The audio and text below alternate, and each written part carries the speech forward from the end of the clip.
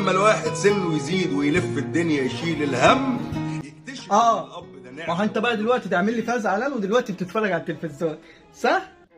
عايز يالا امشي، مش بتزعلني؟ ايه انا ابوك، عملت لك انا ايه يالا عشان تزعلني؟ كنت عايز اقول لك يا حاج، انا ابن ابويا واموت لو شفتك يمحني، ده انا ابن ابويا تعبك ووجعك يذبحني، لا عاش ولا كان اللي يخليك يابا في حياتك وتحبك، لا عاش ولا كان.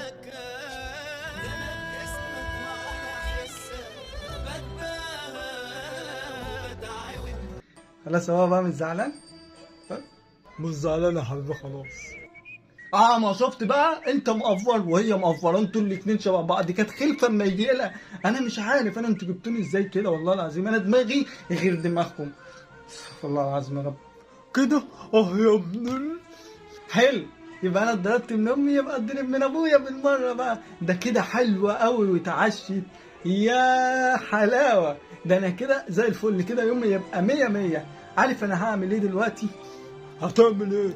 هبقى سلام عليكم. هلا خد يلا ما تغلطش مني، تعال